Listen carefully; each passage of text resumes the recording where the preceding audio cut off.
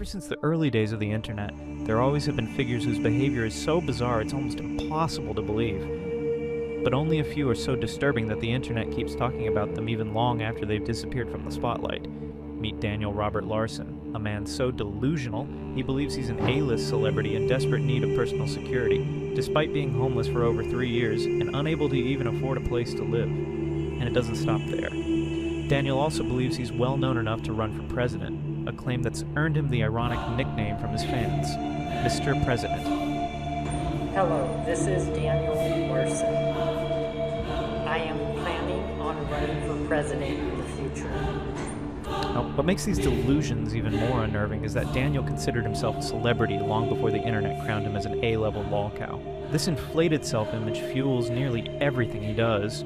Perhaps the most infamous of these fantasies is his belief that he's been in a years-long relationship with singer Grace Vanderwaal, despite the fact that the two have never spoken to each other. This message is to Grace Vanderwaal and to the fans. We are officially dating. Grace Vanderwaal has told me to make this public. We are officially dating. So please, everyone, stay tuned. The obsession became so alarming that Grace's mother, Tina Vanderwaal, contacted Daniel directly and asked him to leave her daughter alone. He didn't. In fact, the Grace fixation became one of the single most defining and disturbing aspects of Daniel's online presence, showing up in countless videos. And yet, even this pales in comparison to his other behavior. Constant harassment of strangers, fights with innocent employees at restaurants, and unmistakable predatory undertone that has become crystal clear over the years. Daniel Larson's story isn't just strange. It's darker, more complex, and more disturbing than most people could ever imagine. Daniel Larson was born on November the 15th, 1998, to a very young mother, Elizabeth Scheimer, just 22 years old at the time, and an even younger father, James Travis Larson, who was only 20. From early on, Daniel's unusual physical appearance, particularly his facial features, sparked speculation that he might have fetal alcohol syndrome, a permanent condition caused by alcohol consumption during pregnancy. Elizabeth's young age and probable immaturity at the time only fueled that rumor, though there's no concrete proof he has FAS. What is confirmed, however, is that Daniel has been diagnosed with autism, bipolar disorder, and, most debilitating of all, schizophrenia. His mother has even stated that he would sometimes hit her and his grandmother because he couldn't recognize who they were. As a toddler, Daniel often played with a neighbor's dog, until a tragic accident occurred. The dog impaled itself on a fence spike while trying to jump through, dying instantly. Daniel, of course, was too young to have done it intentionally. Still, the way he recalls it now feels unsettling and eerily detached. Maybe the earliest glimpse of the disturbing tone that would later define his life? Did you guys know I am an animal? When I was a toddler, still in preschool, my neighbor had a dog. And that dog loved to play with me. I loved it when that dog got on top of me and rolled around. But that dog ended up, there was like a fence, right? And I was chasing this dog. And the dog started to jump over the fence. And you know, these sometimes fences have these little spikes on the fence. It went straight down, right through his chest and killed him. Daniel has also claimed in multiple videos that his mother mistreated him when he was little. At first, this seemed unlikely. Most evidence suggested Elizabeth loved him deeply. But his grandmother later confirmed the did happen. In 2010, when Daniel was 14, Elizabeth and James split up. James saw Daniel as a lost cause, while Elizabeth still clung to hope he'd grow into a normal, functioning adult. That hope didn't last. She became neglectful and leading Child Protective Services to remove Daniel from her care. So did your mom, no, not to bring up bad memories. Did your mom you? Or? Whoever wins this point wins. Just, I want to say neglectful. Yeah, I'm sorry. So and then your grandma growing took you up, in, I right? was moving house to house to house. Mm-hmm. So if you know how homelessness is just bad, yeah, it was kind of like the same thing. I never had a place to call home.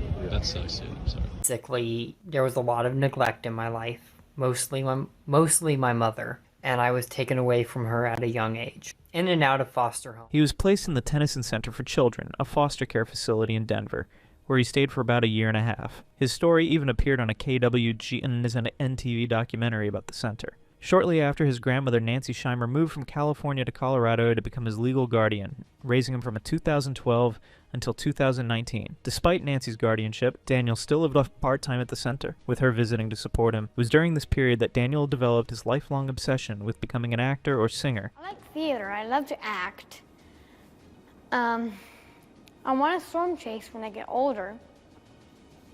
Hopefully I'll be on the news one day. But even on camera, something felt off. In the documentary, Daniel, 14 at the time, acted like a child half his age, behavior that could be tied directly to his mental impairments. Despite Daniel being low profile in this era, there's one event from November 6, 2017 that stands out as a disturbing milestone, the first recorded act of violence from Daniel Larson, long before his internet infamy began. On that day, Daniel was charged with third-degree assault against both his wheelchair-bound mother, Elizabeth Scheimer, and his grandmother, Nancy Scheimer. According to Denver County criminal records, he was accused of shooting his mother and damaging property. He was found guilty and sentenced to about 45 days in jail, with his age and mental health issues taken into consideration. But as it turns out, this wasn't the first time Daniel had lashed out physically at his disabled mother.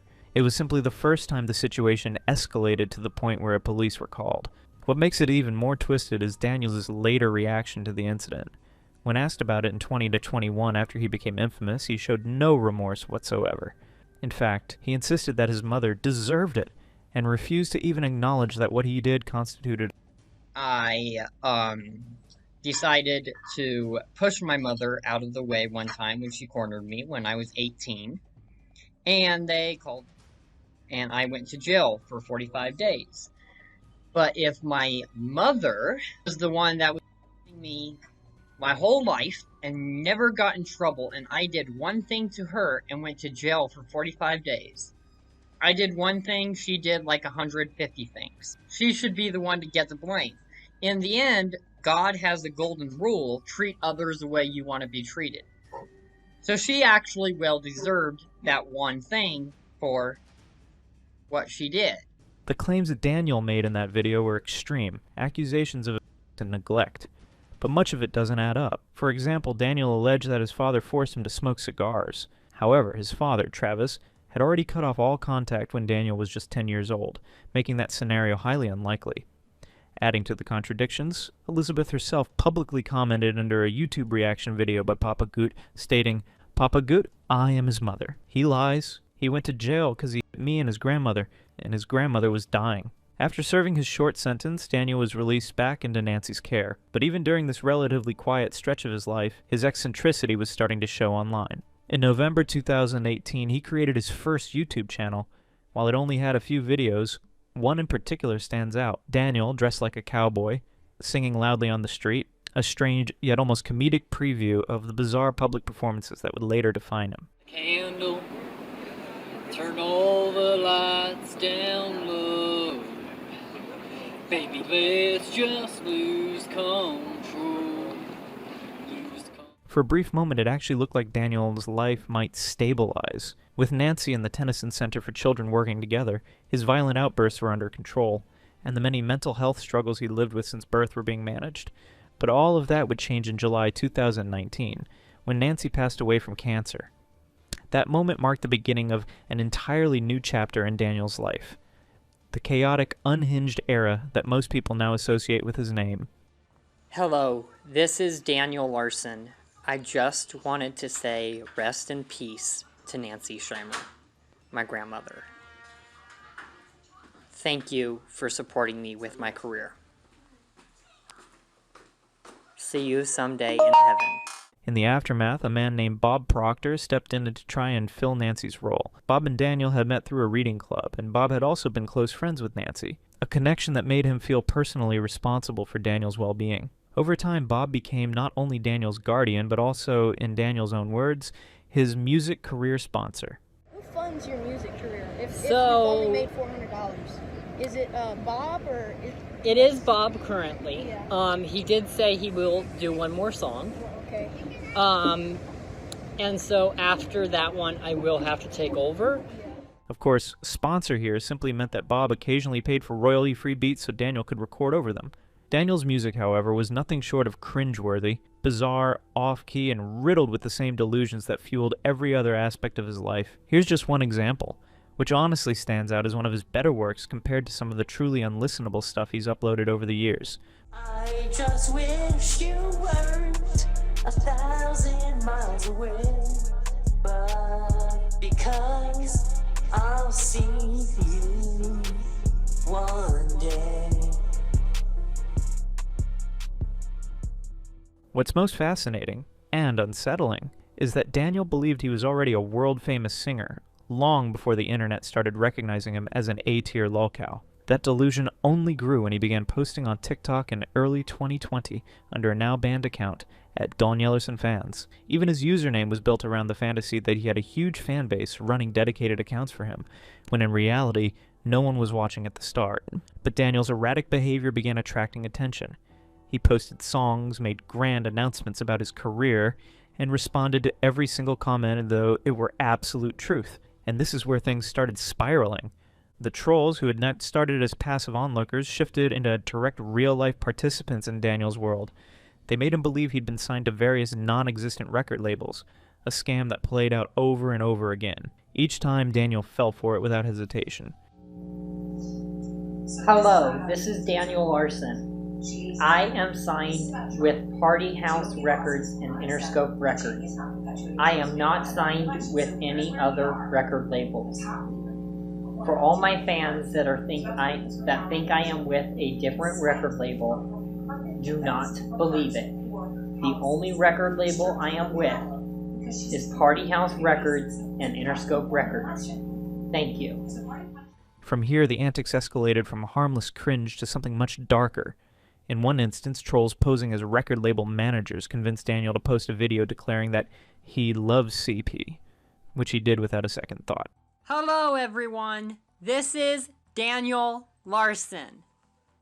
I love CP. When backlash hit, Daniel tried to claim that by CPs he meant Club Penguin, but the trolls didn't stop. They kept inflating his ego, pushing his delusion of being a world-class celebrity to the point where, in July 2020, Daniel announced that he was running for president of the United States. This is where his now infamous nickname, Mr. President, was born.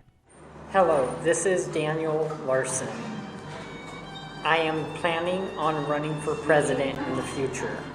The presidential aspirations didn't last long. Just 4 days later, Daniel pivoted away from politics to announce the release of his very first music album. But by August 23rd, 2020, he was back to politics again, this time claiming that his earlier announcement had been casual. But now he was officially running for president. He genuinely seemed to believe that his small online following could put him in the White House. So, in the year 2024, I'm going to be starting my presidential campaign. This period marked the start of Daniel's true viral era. His TikToks began pulling in over 1 million views, and many began comparing him to Chris Chan, not because of any creative output, but because of his volatile personality, delusional statements, and unorthodox public appearances. 3 months later, in October 2020, Daniel had already become a recognizable name in certain online circles, and that's when something unintentionally hilarious started happening in his videos. The fog. Because of Daniel's uncontrollable temper, he once smacked his phone so hard that it permanently damaged the lens. From that moment on, every video he posted had a blurry, cloudy filter. Not by design, but by accident. Viewers flooded the comments telling him to wipe the lens or replace the phone, but Daniel seemed completely unbothered. He just kept pumping out content like nothing was wrong, even as the audience became fixated on what they jokingly called the fog. It became such a running joke that trolls eventually labeled this stretch of time the fog era. From the outside, it looked like Daniel had no clue how to fix it, and the blurry visuals persisted well into early 2021. Then a full year later, Daniel finally addressed it, claiming that his managers had told him to put tape over the camera and then remove it. Of course, nobody believed him, and the explanation only added fuel to the joke. During the entire fog era, my entire management told me to put tape over my camera and remove it for extra publicity. During this period, Daniel also began posting increasingly questionable videos. Some were absurd in a harmless way, like the time he posted his personal phone number online, announcing to the world that he was single. Hello, my name is Daniel Larson. I am single. Please give me a call at 720-812-4149 if you want a date. Thank you. But not everything was lighthearted. On October 23rd, 2020, things took a much darker turn when Daniel went live on TikTok with two children who appeared to be under the age of 13, sitting together in the same room as him. Alright, I'm live right now, guys!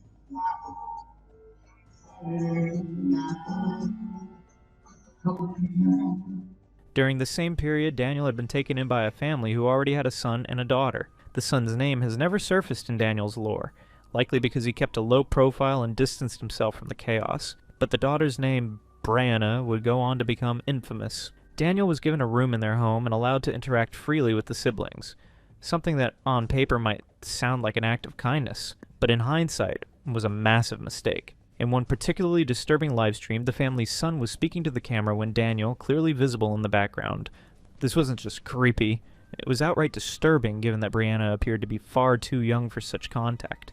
And the fact that Daniel did this in front of a live audience made it even more stomach-turning, which obviously was as baffling as it was disturbing. But Daniel didn't stop there. Just a few days later, he posted another video where Brianna was sleeping in a bed directly in front of him, in a way that came across as deeply questionable. This understandably triggered outrage among viewers who had been watching all of this unfold, with some even speculating that Daniel might be the P-word. Unfortunately, this claim began to hold more weight as trolls started circulating more videos that seemed to further support it. One such example was a video where Daniel, while in the shower and shirtless, stated that he was going to make a video with his sister, referring to Brianna in a way that was both bizarre and unsettling. Hello, ladies and gentlemen. I'm about to do a video with my sister. I hope you all enjoy. Stay tuned for more videos with me and my sister. After this, Daniel tried to clear his name, but only made himself look worse by constantly contradicting his own statements. In one response, he claimed that Brianna was his half-sister, insisting he could never do anything inappropriate because of that. Yet in another post, he referred to her as a close friend, which completely undermined his earlier claim. The truth is simple. Brianna is not Daniel's half-sister. Both of Daniel's parents, Elizabeth and Travis, have long since cut him off due to his history of them, and neither would ever allow him to live with or be around their children. This makes Daniel's half-sister excuse a blatant lie, and the situation all the more unsettling. But it didn't stop there. Just days later, Daniel posted some of the most disturbing tweets of his known history, openly projecting his darkest kinks. Among them were comments suggesting Brianna would grow up to be a star, and even going as far as posting the hashtag #BriannaPeas. At the time, nobody had confirmed Daniel's alleged pee fetish, but that changed 2 years later in 2022, when leaked DMs surfaced of him openly admitting his fascination with pee. In hindsight, these tweets were a glaring case of Daniel projecting his fetish onto Brianna, making this just one of the many deeply disturbing things he's put out into the public. Presumably, Daniel ended up getting kicked out of the house. How could he not? And while it seemed like the Brianna backlash had finally died down, it didn't. In fact, it got even bigger and messier.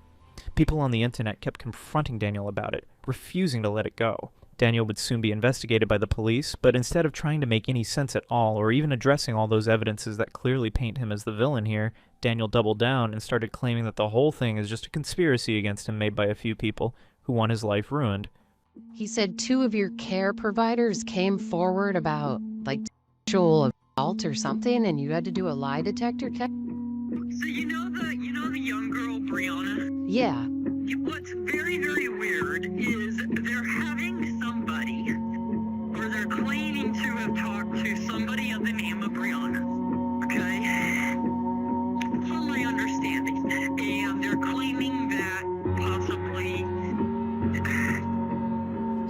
you know what I mean? Like there's zero proof, and it's just one person coming forward.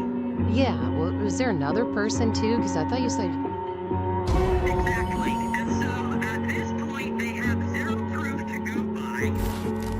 And the Secret Service agent now wants to actually have a meeting with the real Brianna now and get her side of the story. While it is obvious the police got involved in this situation, we don't know for sure what happened afterwards, but what we know is that the name Brianna will keep appearing again and again in Daniel's lore ever since after. Even 3 years later, Daniel posted a video claiming he wasn't allowed to talk about Brianna.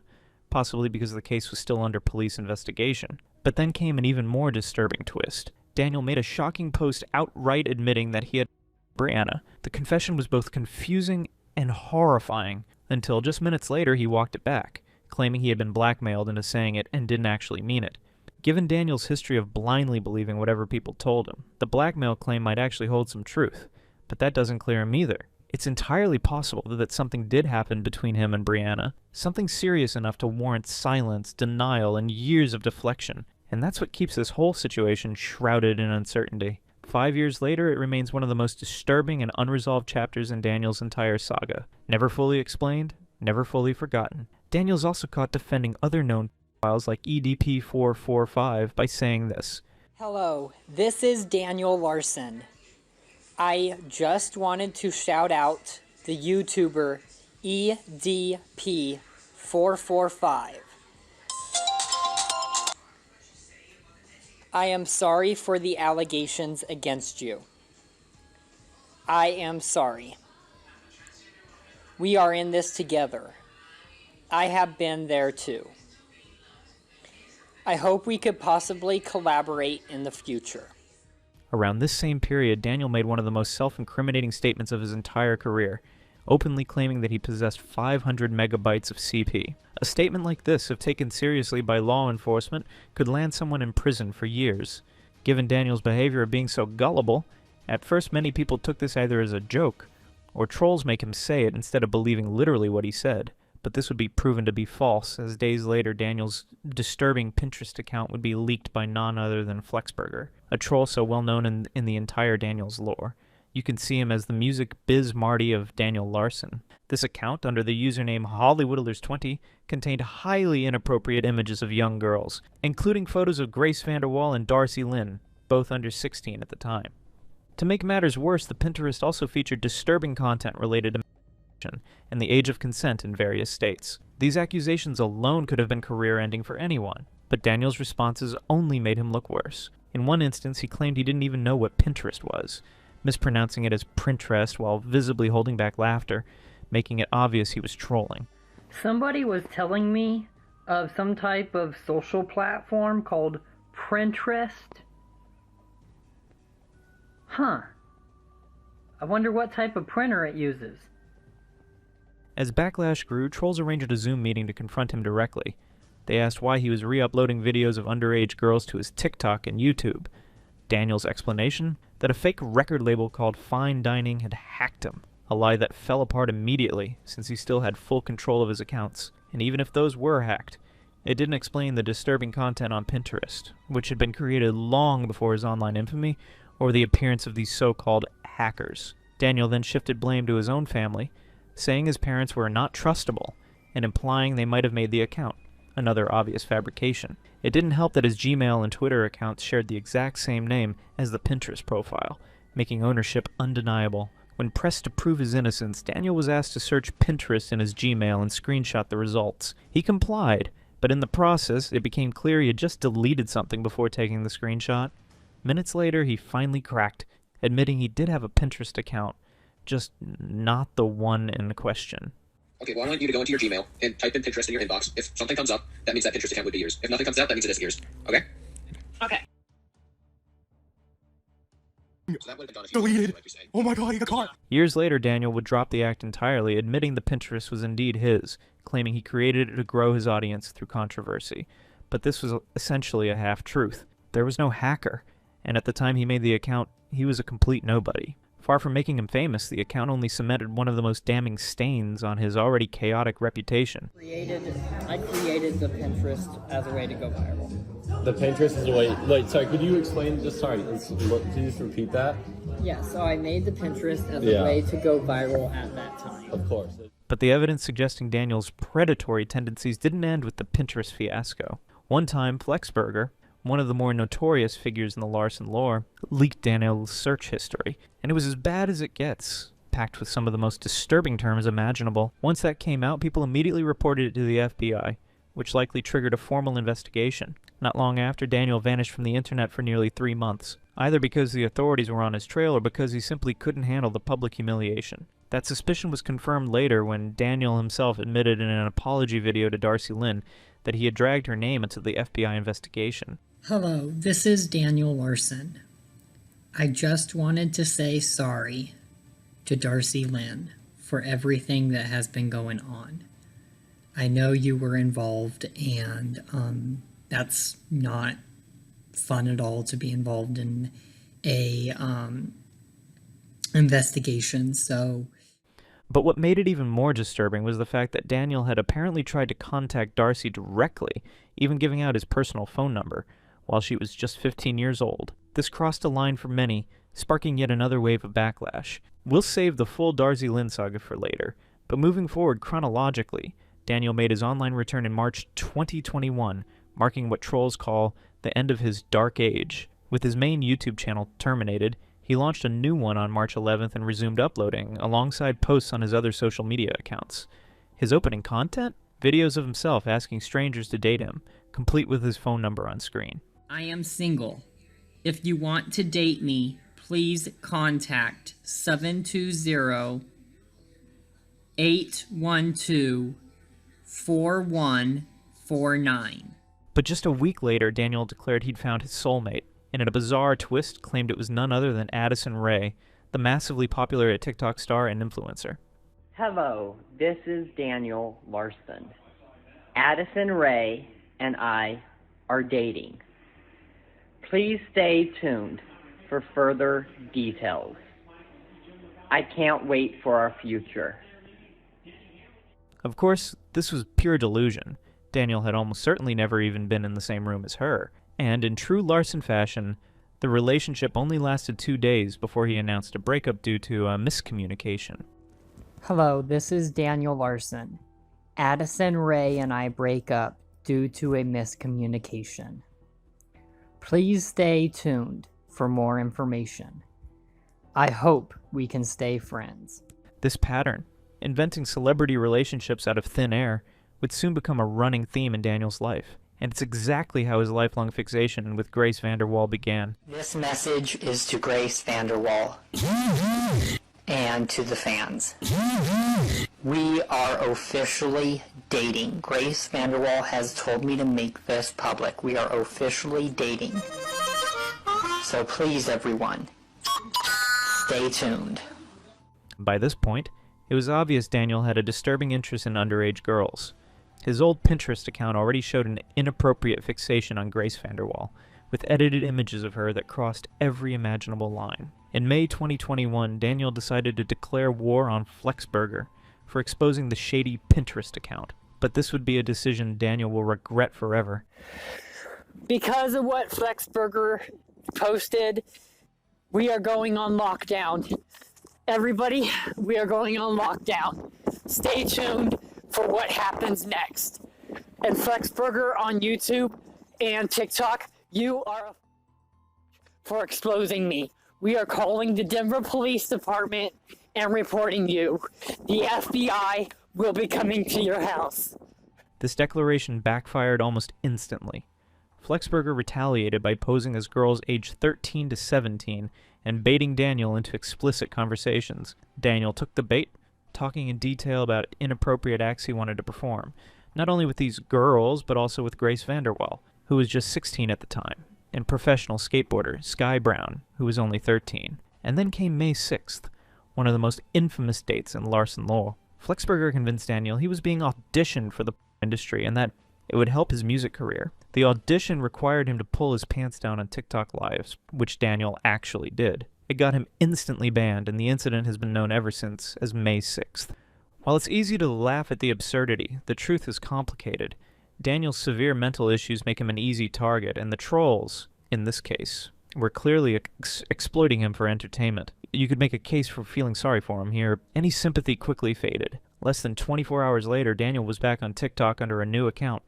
And if you thought he'd learned his lesson, think again. He went fully on livestream again, this time entirely on his own initiative, proudly announcing that he wanted to make legal on social media. Hello everyone, this is Daniel Larson. I have a audition tomorrow for adult films. Thank you so much to everyone who is able to be at that audition. Thank you, and have a great day. It was bizarre, reckless, and a reminder that no matter how many times Daniel's humiliated, the cycle never stops. And through it all, his twisted fixation on Grace Vanderwaal didn't just continue. It became one of the defining pillars of his entire online existence. Daniel would repeatedly claim in his videos that he was going to collaborate with Grace, a statement that turned out to be a complete lie. He even took it further by saying that he and Grace were dating in real life. The whole thing became even more ridiculous when Daniel started telling random people in person that he was dating Grace Vanderwaal, and then, for some reason, instructing them to spread his words as if they were gospel. Excuse me. I just have something I want to say real quick. If you know the singer Grace Vanderwaal, I don't. Okay, so she was on America's Got Talent, and she was a winner of the show. I'm an upcoming singer, and we are going to end up dating. So if you could spread the word, that would be great. What's your name? Daniel Larson. Okay. I will. All right, thank you. This fixation would soon spiral into a complete disaster, leading to a series of unforgettable moments, mostly fueled by trolls. At one point, they managed to convince Daniel that Grace and her father were both having a heart attack and they were in a life-or-death situation, which unsurprisingly sent Daniel into a panic attack. This message goes out to the Vanderwaal family. Please pray for the Vanderwaal family. They're currently in critical condition. After some time, the trolls escalated things even further by convincing Daniel that Grace and her father had died. This sent him into a tailspin, leading him to openly confess what he claimed to have done to Grace, and to accept all the allegations against him as true. I admit to minors and Grace and sending Grace a pic. I'm sorry for putting Grace through so much stress. He even went as far as declaring himself responsible for her death, saying she lost her life because of his inappropriate behavior toward her, despite having claimed just hours earlier that she died of a heart attack. Believing she was gone, Daniel admitted to sending Grace explicit images of himself into minors. But even all of this wouldn't have been quite as disastrous if Daniel hadn't followed it up with something even more reckless. That same day, he had a full-on meltdown during a live stream, demanding that the Vanderwaal team contact him immediately and give him an update. He even went so far as to threaten to unalive himself. Since Daniel was banned from using TikTok and YouTube at the time, he was posting all of this stuff on a platform called Likey, which is why trolls later dubbed this incident the Likey Meltdown. And when he eventually learned that the entire situation had been fabricated by trolls, Daniel simply went back to expressing his love for Grace as if nothing had happened. But that wasn't the only time trolls convinced Daniel that Grace had died. On another occasion, they manipulated him into believing Grace is dead, and she wanted him to fulfill her legacy, which for some bizarre reason he interpreted as going around telling random people that Grace was dead, and that he was her closest person. We're currently working where there's a celebrity that just passed away. Oh. Of the name of Grace Vanderwaal. No way, she passed away? She just now passed. Who? I was supposed to be collaborating with her, and her last words to me was she wants me to carry on her legacy. Dude, no. So I'm currently trying to carry on her legacy. Besides this, Daniel's obsession with Grace didn't slow down. At one point, he even tried to prove that he was actually talking to her, only for that so-called proof to turn out to be nothing more than a screenshot of some random YouTube channel with the name Grace Vanderwaal on it. He also demanded that the YouTuber Papa Gut make a documentary reacting to the so-called proof. You might wonder why Daniel chose Papa Gut. The reason, according to many in the Daniel Larson community, is that Papa Gut has a reputation for going easier on Daniel. Instead of fully calling out his actions, he often frames them as the result of mental health struggles. Because of this, a lot of people in the community have labeled Papa Gut as an enabler, meaning someone who encourages Daniel's negative behavior and self-destructive habits by making excuses for him or helping him avoid the consequences of his actions. Hello, this message is to Papa Gut. Go check out my post that I did of the screenshot of the Grace Vanderwaal situation and I. Please let us know your opinion in a video on YouTube. Daniel kept making video after video, urging Papa Gut to cover this proof, but it never happened. Still, Daniel stayed deep in his one-sided, delusional relationship. This time, though, he leveled up, claiming that Grace would be running as his vice president in the upcoming election. despite the fact that this was in October to 2021, a solid year after the election had already taken place. So, when I run for president, I am proud to say that Grace Vanderwaal is going to be my vice president. Although Grace has never responded to any of this, her brother Jacob once reached out to Daniel directly, telling him to stop the harassment. Daniel didn't take it well, spiraling to the point where he ended up in the hospital live streaming from there while attempting to unalive himself. But this is not Daniel's first time threatening SH when confronted about his behavior.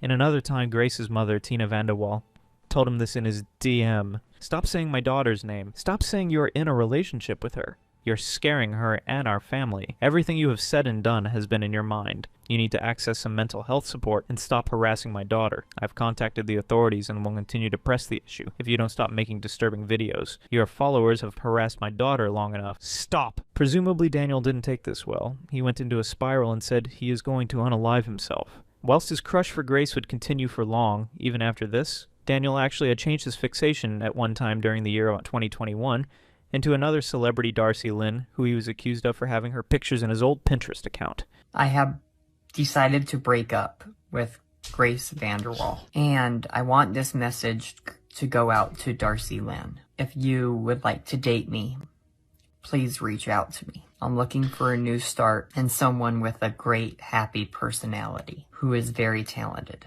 Darcy, if you want to date me, please reach out. Daniel's obsession into Darcy grew quickly from a call out for date to posting deeply disturbing stuff, not only because of how Daniel acts in this video, but also because Darcy was a minor at the time, and she wasn't the last underage girl Daniel was accused of targeting. Soon after his obsession with Darcy faded, Daniel randomly posted a call-out video directed at celebrity Jojo Siwa, who was also 17 at the time. While the video seemed somewhat random, the way Daniel spoke made it appear as though he was reading word for word from a script, raising suspicions that trolls had orchestrated the whole thing. Jojo Siwa needs to stay in her own lane and close her legs. Maybe then she will actually be respected instead of a sellout. Daniel also made another bizarre yet unintentionally funny video, telling JoJo she better be good at running because something big is coming. What that even means is anyone's guess, but the combination of his delivery and the absurd threat makes the whole thing feel more ridiculous than intimidating. However, Daniel's fixation on JoJo didn't last long. It quickly faded. Unfortunately, his unhinged behavior didn't. In fact, it escalated into something far darker. Around July 2021, Daniel began living in a house with a man named Jonas and his wife Miranda. Jonas was actually Daniel's legitimate case manager, not to be confused with the fake managers often portrayed by trolls. A case manager's job is to coordinate services for an individual across different settings, such as healthcare, social work, disability support, employment, and even legal matters. While staying there, Daniel lived in a pink-colored room that would later become infamous, because it's where he filmed some of his most deranged and unsettling content. One of the most notorious moments was the so-called toothbrush incident, filmed in mid-July 2021. As bizarre and disturbing as Daniel's past antics had been, this one managed to outdo them all. In the video, Daniel appears completely nuked in front of the camera, pulls out a toothbrush, slides it into his back, waits a few seconds, then decides to brush his teeth with the same toothbrush. The sheer level of secondhand embarrassment and disgust this evokes makes it one of his most infamous moments to date. What makes this even stranger is that Daniel claimed he did it to turn Grissel. Whether this was something the trolls convinced him to do, or if he genuinely believed it would impress her, remains unclear. Both possibilities are equally plausible. As disturbing as this incident was, it wasn't the end. Daniel went on to create more videos of the same nature, with two of the most infamous being the pencil incident and the bottle incident, identical in concept, differing only in the objects he used for his unhinged acts. And this wasn't the only time Daniel engaged in deranged behavior for the supposed purpose of impressing Grace. It got even worse when he posted a video of himself lying on the ground and saying he wanted to be with her. Beyond his so-called cringe videos, Daniel also began having random bursts of rage, throwing objects and punching the walls of his pink room. By August 2021, the room was completely wrecked. There's even a video of Daniel sobbing off camera while slowly panning around to show the damage.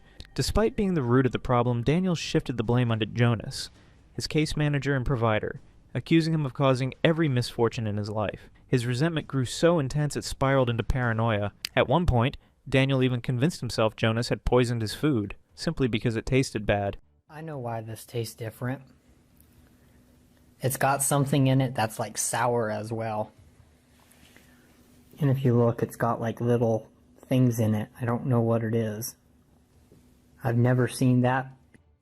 One of the most notable moments between Daniel and Jonas came when Jonas tried to take Daniel's phone. Daniel spiraled into a panic attack, convinced Jonas was about to harm him, and when in reality, Jonas was only trying to help. He had opened his home to Daniel and was simply attempting to cut off the trolls, who used Daniel's phone as their main way of tormenting him. On top of everything, Daniel even accused Jonas of being racist toward him, an ironic claim, considering Daniel's long history of racism and his frequent use of slurs like the N-word with a hard R, which he openly admitted he had no problem saying.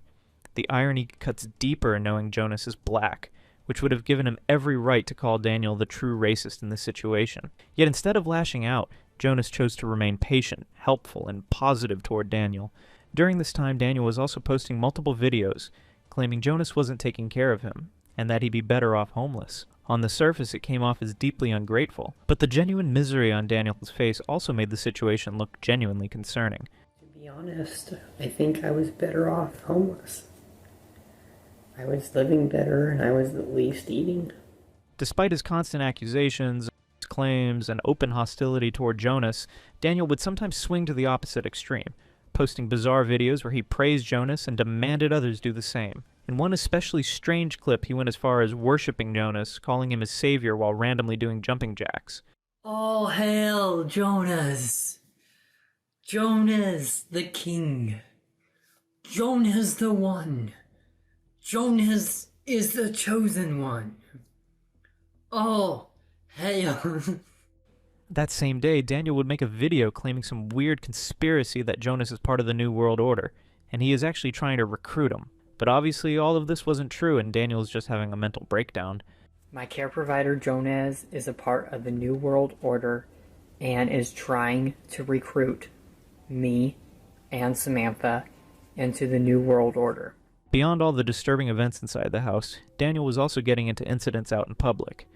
On July 28th, he was caught on live stream having an altercation with a Walmart employee while shopping. The exact reason wasn't made clear, but Daniel was ultimately kicked out of the store, and from the looks of it, he had been causing a disturbance to other shoppers. As chaotic as the whole scene was, the funniest part came at the end of the stream. Daniel urged people to spread the clip everywhere, tagging major media outlets like CNN, and for some bizarre reason, he also wanted Kanye West to be notified, as if Kanye were his close friend who could intervene in his Walmart ban. Whoever puts this up on YouTube will get a thank you comment. If you can also at CNN, that would be great. Please at, as well, Kanye West. After leaving, Daniel doubled down by posting another video complaining about the ban. But instead of stopping there, he made things worse, claiming Walmart had accused him of touching kids, which he denied before he spun the narrative, insisting the real reason for his ban wasn't his behavior, but the fact that he's a celebrity and a disabled person. But after Daniel's so-called Walmart ban, YouTuber and Papa Gut revealed that the people who confronted him weren't even employees. They were actually trolls. As twisted as Daniel's behavior is, this stunt crossed into uncomfortable territory.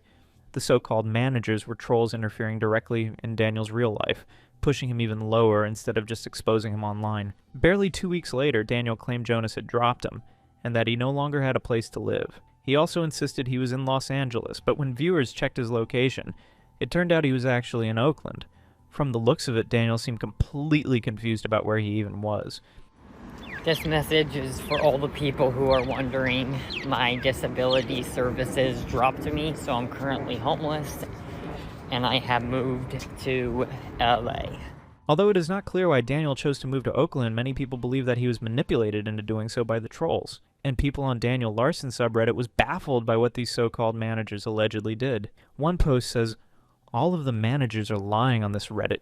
They told Daniel to go to California. They are afraid of the consequences that comes with their actions." What made the situation even worse for Daniel was that he had an upcoming court case, likely tied to the allegations we already discussed. And if he couldn't make it back to his home base in Denver on time, the consequences could be serious. So whether the so-called managers pushed him toward Oakland or he ended up there on his own, Daniel suddenly needed money fast. That's when he turned to TikTok live streams, begging viewers for donations so he could afford to get back in time.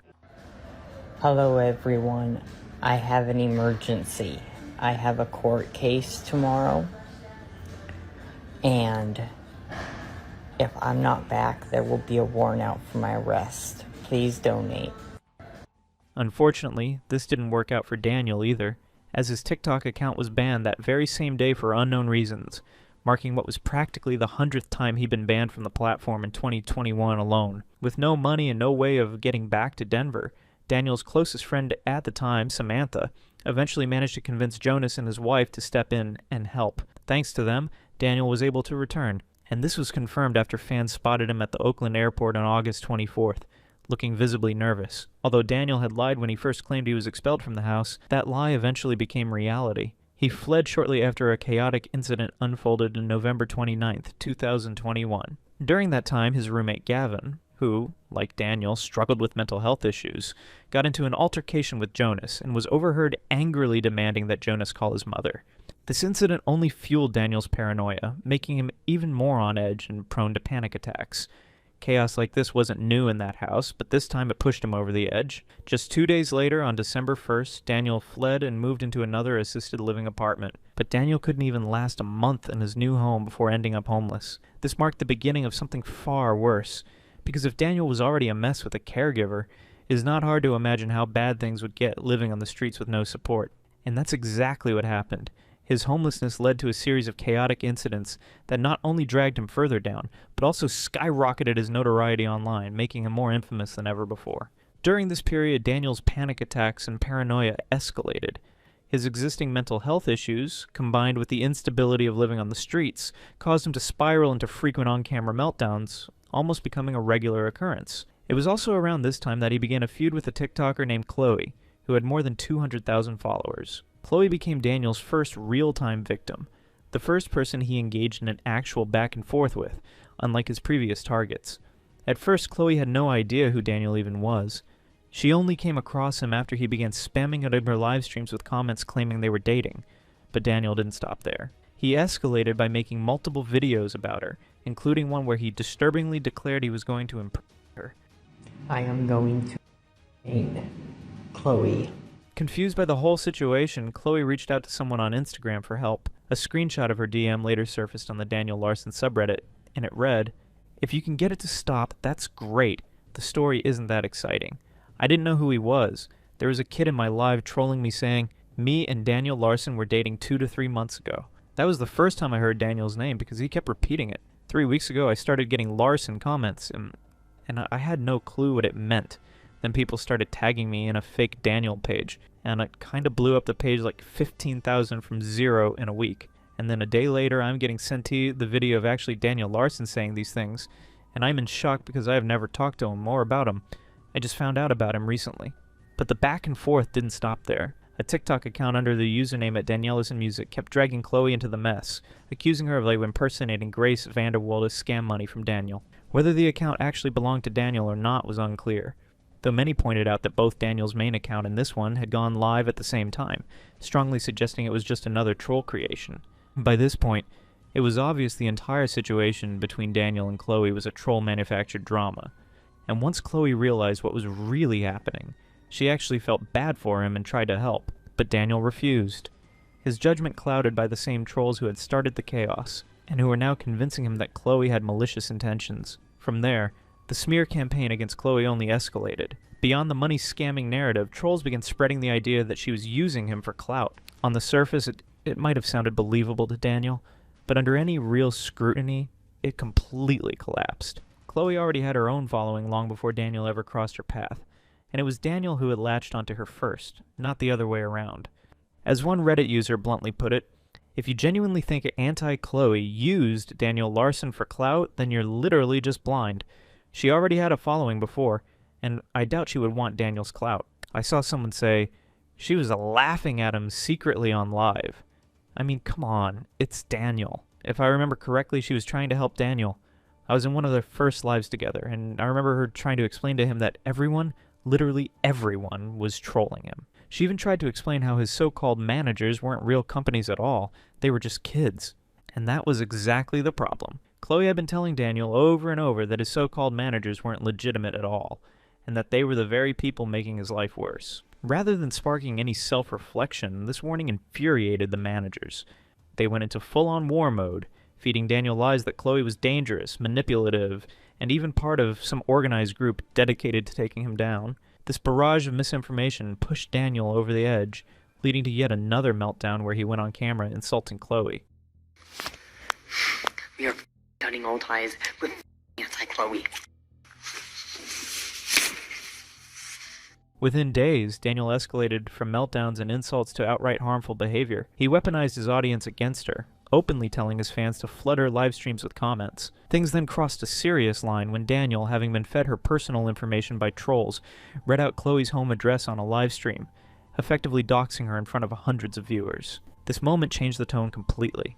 Chloe, visibly shaken and in tears, went leave to explain her innocence and how she had never done anything to Daniel, but the damage was already done. Fearing for her safety and exhausted from the harassment, Chloe completely stepped away from the situation and never engaged with Daniel Larson or his community again. So this video is for the Larsoners. I don't really know how to give on an explanation. But I didn't know who Daniel was until this person came in my life and said anti-Chloe and Daniel Larson are dating. Then Reddit from the go came out with my address, my family's information.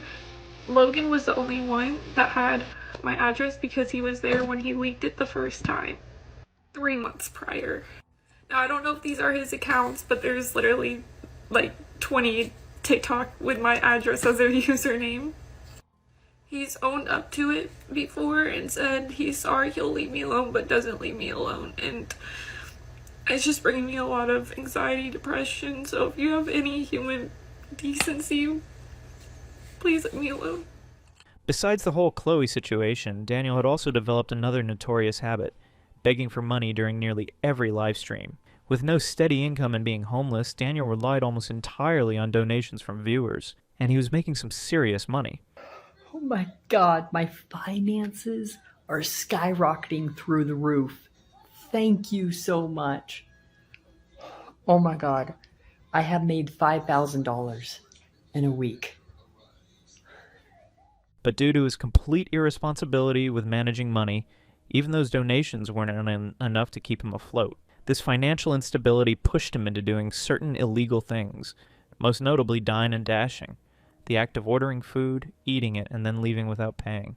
Daniel has been guilty of this on multiple occasions. He would knowingly place orders at restaurants despite having no money to cover the bill, then either leave without paying, post the receipt to his TikTok in hopes fans would send money to cover it, or tell employees that someone else, often Bob Proctor, a caretaker, or another made-up figure, would pay for it later. These stunts frequently ended with Daniel having to speak with the authorities.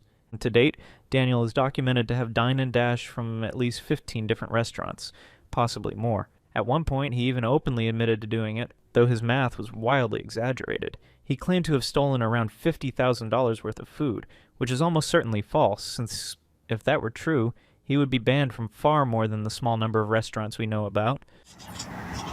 I cannot hide this any longer, but from all my dining and dashings, I have probably robbed restaurants over $50,000. But on May 13th, Daniel finally faced retribution for this reckless behavior. After attempting to dine and dash at a cafe, he was arrested on a petty theft charge, a rare instance where his long trail of unpaid meals actually caught up with him. It was a small charge in the grand scheme of things, but it marked one of the few times Daniel's actions resulted in immediate and tangible consequences. Aside from the dine and dash incident, Daniel was also frequently spotted glued to his phone, almost all day, every day. The most notable, and perhaps unintentionally hilarious example of this came during his participation in the Denver Colfax Marathon. This annual race is a major competitive event in the Denver metropolitan area where Daniel lives, and on May 24th, Daniel made the surprising announcement that he was going to take part. At first, it seemed like just another outlandish claim, but Daniel was actually somewhat athletic before his social media notoriety, so there was a chance he could pull it off. Sure enough, he not only participated, but managed to finish the race, placing 165th out of 166 in his division of 20 to 29-year-old men. His pace indicated that he never ran faster than a light jog, and nearly every photo of him during the event showed him holding his phone, likely interacting with fans mid-race. After crossing the finish line, Daniel uploaded a video saying this. Gotta love the marathon because I myself.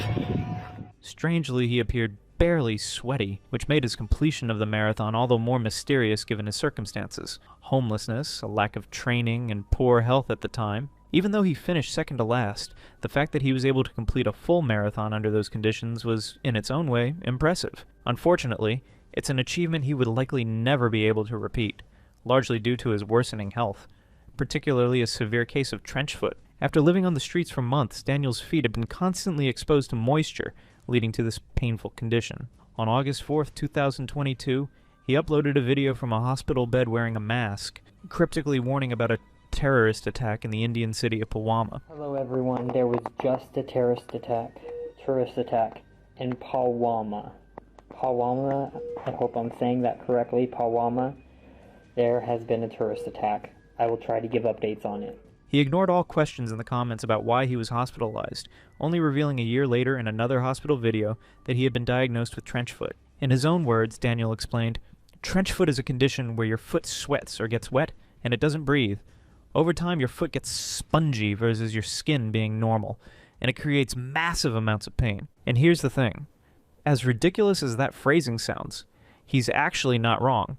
Prolonged moisture and lack of ventilation really do damage the skin and underlying tissue, and a spongy texture is a legitimate symptom. It's just that Daniel's delivery makes it sound less like a medical explanation, and more like someone trying to explain anatomy after skimming a Wikipedia article. Besides the marathon example, Daniel has also gotten himself into trouble over his constant need to charge his phone. With no home, he often loitered in restaurants or other public spaces to use their outlets, which occasionally led to staff confrontations.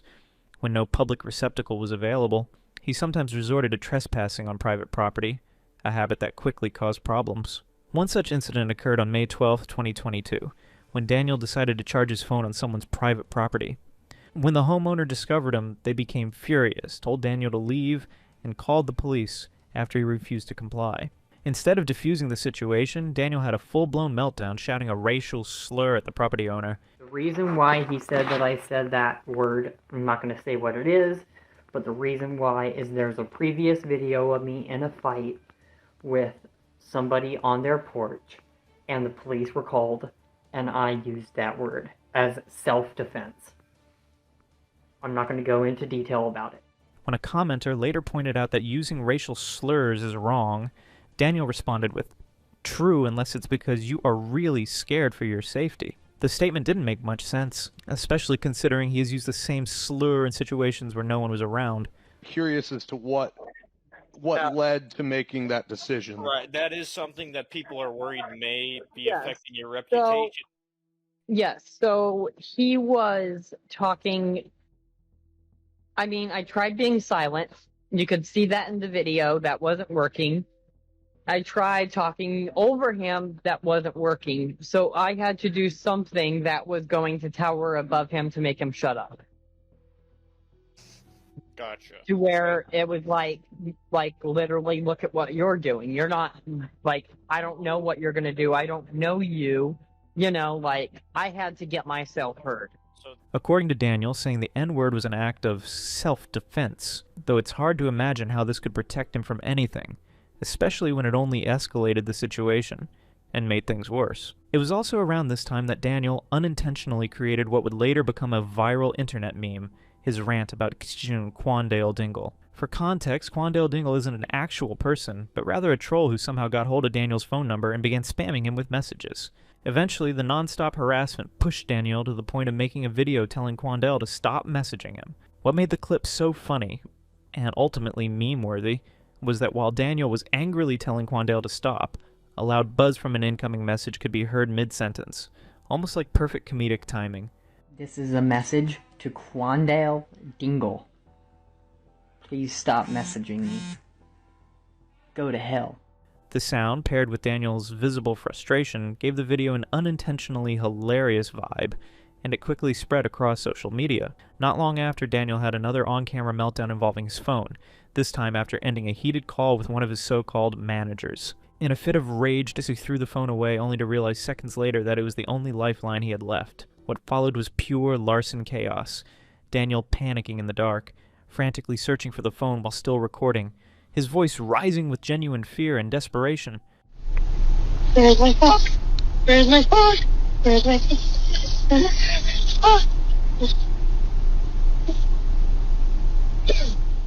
But even the phone-throwing panic was peaceful compared to what happened next, involving Daniel's then-case manager, Andrew. In the world of Daniel Larson, Andrew is the default scapegoat for nearly everything that went wrong. As Daniel's disability case manager, Andrew was an easy target for blame, and Daniel already had a long history of volatile interactions with his case managers. This particular incident began when Daniel claimed that Andrew allegedly told him he didn't need to go to court, regardless of what the warrant said. It was an absurd claim, and a transparent example of Daniel using Andrew as a shield for his own actions. There's no realistic scenario in which a state employee would advise a client to ignore a court order, but for Daniel it was the perfect excuse to skip his court appearance and avoid another failure to appear charge. Instead of showing up, Daniel decided to literally run from the law, retreating into the woods while live-streaming the entire escape. The footage was chaotic and disturbing. He was visibly enraged, yelling Andrew's name over and over, threatening to kill him, and unleashing a string of deeply disturbing insults. You like this, Andrew? You like this? I'm coming for you, Andrew. I'm gonna kill you because of this.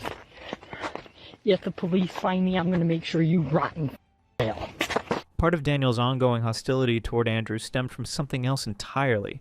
Andrew's refusal to feed into Daniel's long-standing delusion that he was a well-established A-list celebrity in need of personal security. Daniel insisted he required bodyguards like any famous person would, despite not being able to afford rent, let alone a professional security detail. One moment in June only deepened this belief, as Daniel was approached by a small crowd who recognized him and asked for photos. The funniest part of the whole exchange came when someone in the group asked why he looked anxious. Daniel, completely serious, responded, "I'm a celebrity." The person shot back without missing a beat, "I don't think so." Who are you running from? I'm a celebrity. I don't think so. Later that day, Daniel uploaded a video explaining the mobbings, insisting that this was his real life, and that Andrew simply refused to believe he needed protection. So I want to make this clear. That last video of me getting mobbed, corralled, fans putting hands on me, cornered up against the fence, and that video I just took. That's literally my real life, and Andrew does not believe it. And that's why I have the charges on me that I currently have, is because he doesn't believe, and I don't have security. I don't have protection for that. By the end of that year, Andrew quietly cut ties as Daniel's case manager. There was no public fallout or dramatic firing, just a silent exit from a role that had become a constant lightning rod for Daniel's paranoia. But Andrew's absence didn't stop Daniel from bringing up his name in rants for months afterward, ensuring that in Larson lore, Andrew would remain a permanent villain in his ever-growing list of perceived enemies. But Andrew's exit didn't mean Daniel was without a manager for long. Almost immediately, another figure stepped in to fill the void, and if Andrew was Daniel's favorite scapegoat, this next guy would become his most bizarre partner in chaos. Ivan Nedeljkovic, better known online as OX, was a TikToker who originally built his platform by talking about disabled lol cows and exposing how trolls manipulated them into doing disturbing things. Daniel was one of his recurring subjects, alongside other figures like World T-shirts. But in the summer of 2022, Ox made a very questionable career choice, going from outside commentator to Daniel's actual manager. From the start, Ox's presence in the Daniel Larson community was messy. He wasn't just defending Daniel, he was defending him in ways that made people's jaws drop. His most notorious defense?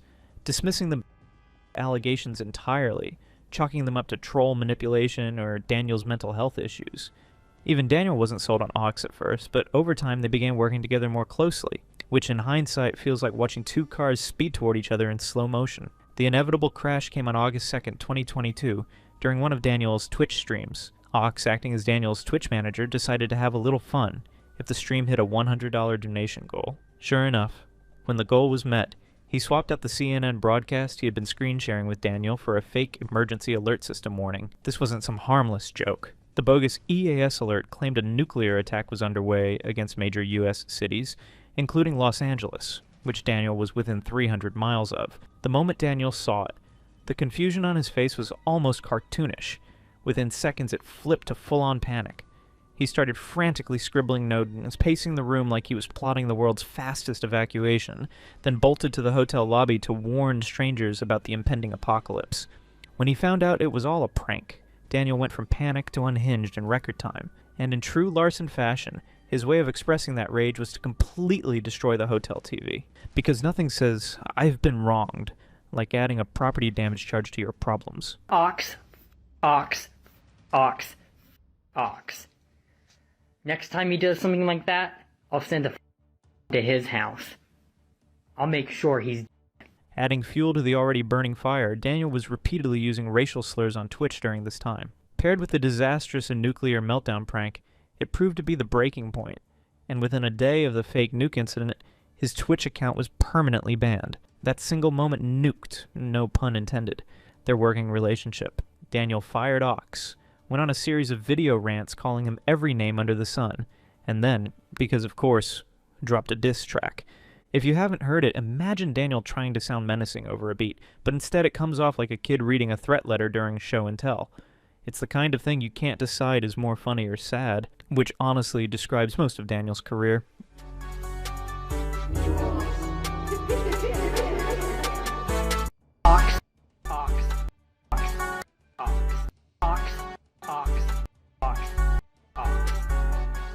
Next time he does something like that...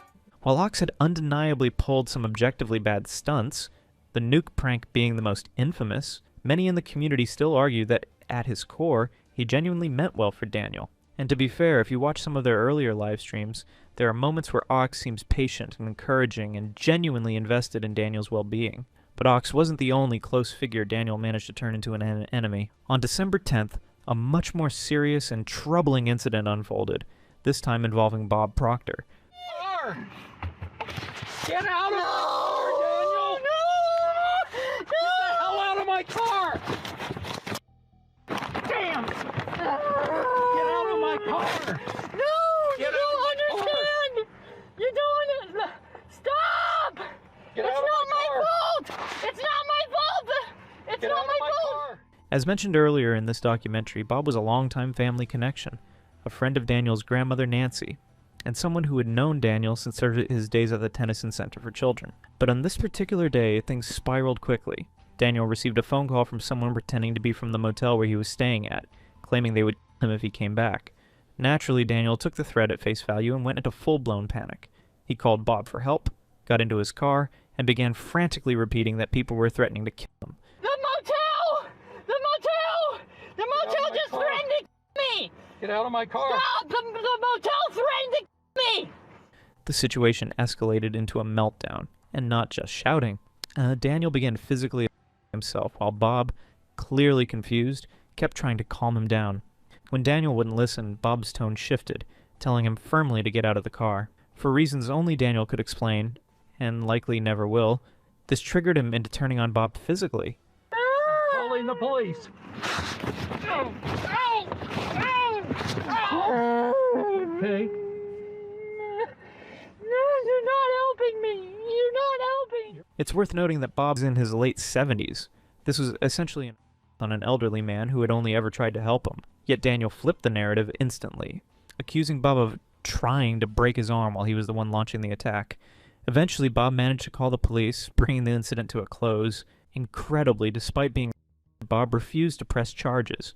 It was an almost baffling show of restraint, a decision that says a lot about Bob's character, but also about the endless cycle of chaos that seems to swallow anyone who gets too close to Daniel Larson. But this wouldn't be the last time Daniel put his hands on Bob. The two had another altercation, this time over something as simple as live streaming. That day, Bob had been kind enough to offer Daniel a ride and even planned to buy him dinner. But when Bob asked Daniel to stop filming while sitting in his car, Daniel snapped. Acting as if he had some constitutional right to live stream inside someone else's vehicle, he told Bob he couldn't tell him what to do. So I wasn't going to film, but since you have a problem with me bringing my phone in the car, okay, now I'm going to film, because that's my legal right. Okay? So, you're causing this issue to yourself.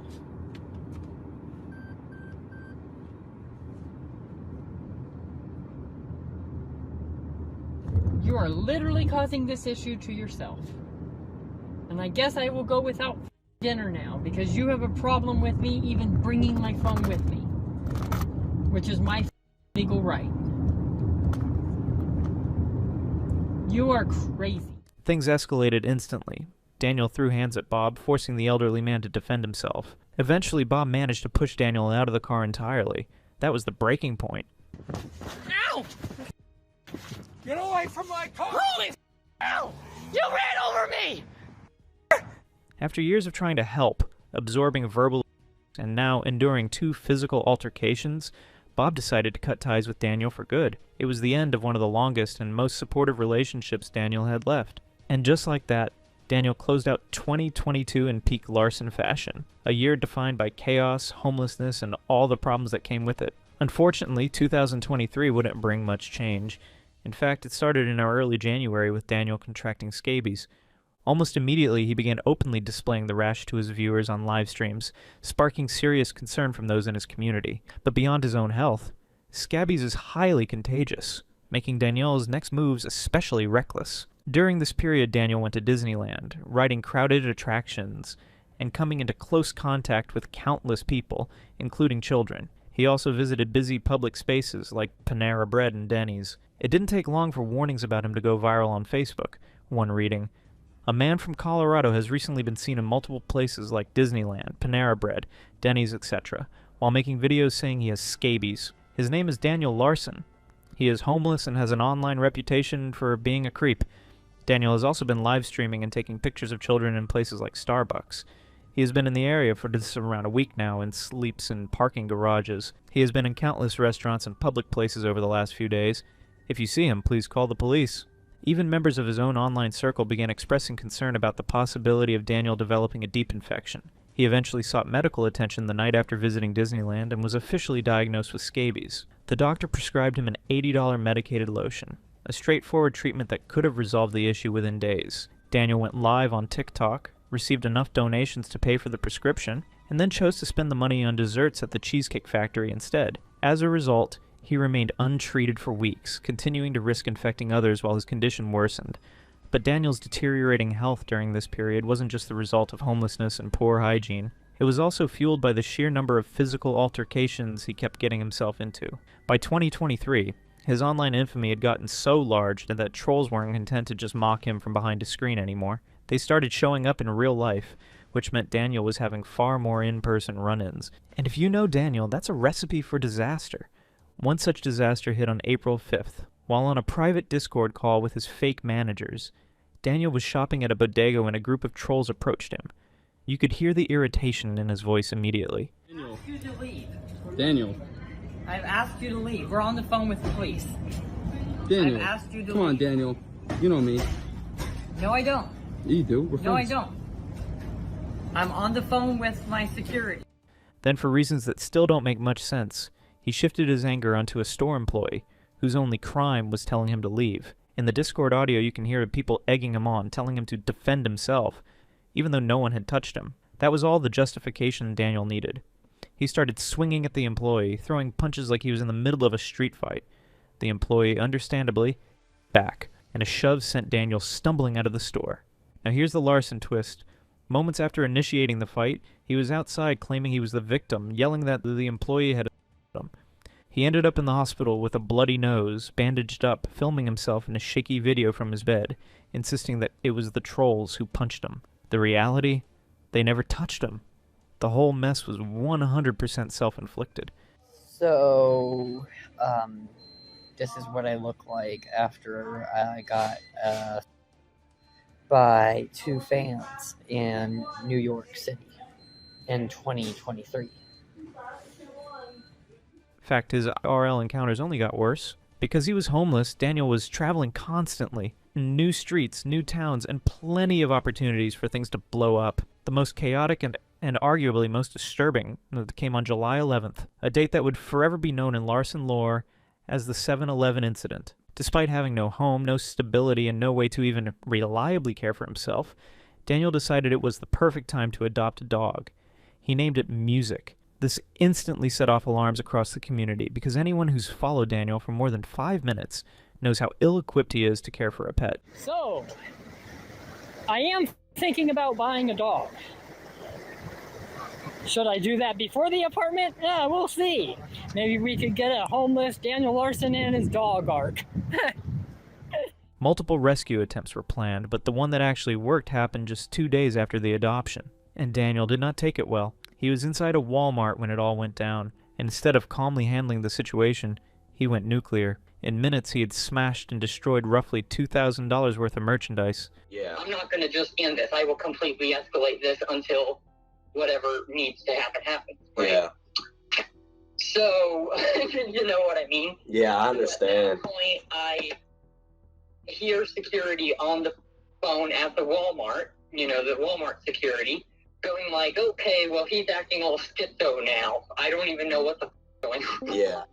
So, imagine being a random Walmart shopper that day. You come in to grab milk, and instead you're watching a homeless man in full meltdown mode demolish half the aisle while yelling about his dog. By the time police arrived and arrested him, the store looked like the aftermath of a minor riot. What's going on, and then we can go from there. Is this one? Okay, here, I don't want to hurt your arm, so till we get figured out, we're just detaining you, all right? Okay. You just relax.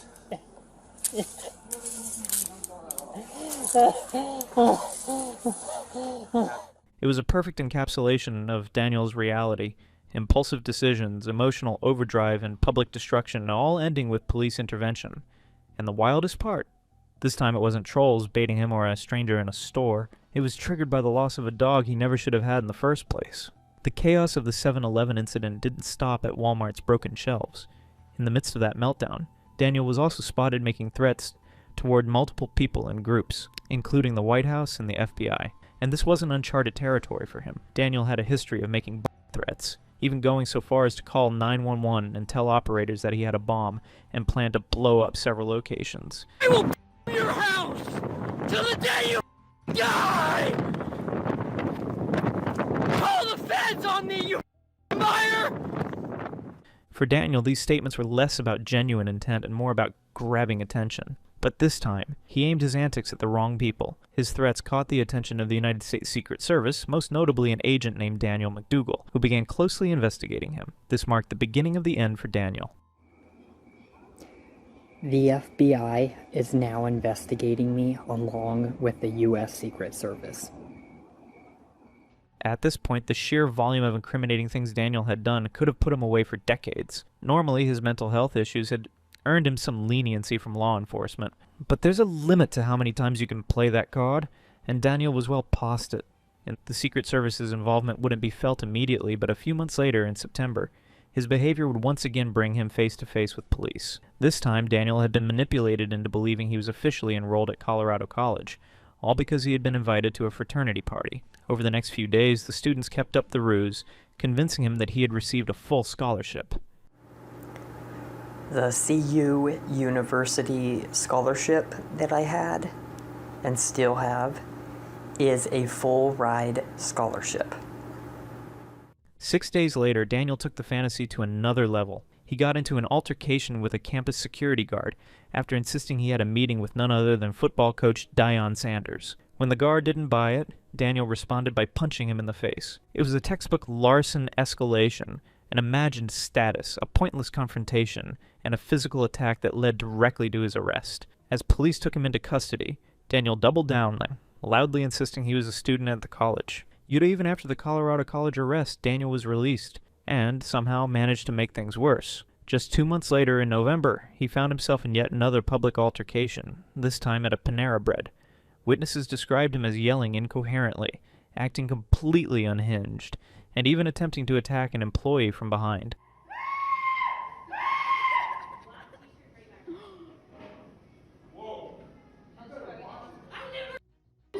Step back right now! And while the incident in itself was disturbing, what really stood out to longtime followers was his haircut, the infamous reverse mohawk. In Daniel lore, this bizarre style became symbolic of just how far his mental health had deteriorated. Yet even with this public meltdown and attempted, there were still no serious legal consequences. That leniency would not carry into the next year. 2024 would be different, and possibly mark the end of the Daniel Larson saga as we know it. From the very beginning of the year, Daniel's legal trouble became relentless. On January 11th, he was jailed for several hours after getting into an altercation with security guards at an airport. Just 3 weeks later, on February 2nd, he was arrested for justice evasion, having repeatedly and intentionally skipped court dates. This time, the outcome was far more severe. Daniel was jailed for an entire month before being released on bond. Excuse me, move. Hey, buddy, relax, Daniel, relax. You're under arrest. You got a warrant for your arrest, relax. Okay, relax. But as usual, he learned nothing. Less than 2 weeks later, on March 1st, Daniel intentionally missed court again, leading to yet another arrest the following month in April. And this time, it wasn't just about missed court dates. He was now facing 7 separate threat charges, the same kinds of statements that had already attracted the attention of the Secret Service months earlier. To make matters worse, when Secret Service agent Daniel McDougal had previously searched Daniel's phone, he uncovered evidence relating to the long-standing allegations. As a result, these allegations were now officially part of his detainment. This time, Daniel wouldn't be walking out after a few days. Following his April arrest, he was jailed, and remains there to this day. As the months passed, his situation only grew more serious. In January 2025, while still in custody, his name surfaced in a disturbing way. A Nashville school shooter's manifesto listed Daniel Larson as one of their freedom fighters. There's no evidence Daniel had any direct contact with the shooter, but the fact that his name appeared in such a context underscored how far his notoriety had crossed into dangerous territory. Initially, Daniel was held in a small, relatively unknown facility, but just days later he was transferred to a much larger and far more infamous prison, Englewood FC, known for housing notorious inmates such as Jared Fogle and Thomas Lane. The move alone spoke volumes about the seriousness of his case, and yet, even behind bars, Daniel hasn't changed much. With only phone calls as his platform, he still managed to indulge in the same kind of delusions that have defined his public life. In one call, he claimed Taylor Swift had personally invited him to her Eras tour. In another, he said Donald Trump had told him he would be his vice president. What's telling here is that these aren't statements pulled from troll scripts or live comment manipulation. These are things Daniel is saying entirely on his own. But that could also explain the collaboration that Taylor Swift wants to do, because she wanted me on her Eras tour, and I turned it down because I was homeless. And I really shouldn't have done that. I straight up told her, like, I can't confirm anything because you're not, showing yourself on camera, you're not doing anything. And so I don't know if I can confirm who you are. Yeah. And so I turned it down, and sure enough, I found out like a month later her Eras tour was actually a real thing, and I was like, what the hell? As it stands, Daniel is highly likely to face up to 65 years in prison on threat charges alone, and that's without factoring in the long-standing allegations of now tied to his case. For years, Daniel Larson's life was a volatile mix of delusion, public spectacles, and escalating chaos, teetering between internet infamy and real-world consequences. But the line between those worlds has finally collapsed. If the courts pursue the maximum sentence, Daniel's story may end not with another livestream meltdown or troll bait stunt, but with decades spent behind the walls of a federal prison, a place where no amount of grand claims or bizarre fantasies can change the reality he created for himself.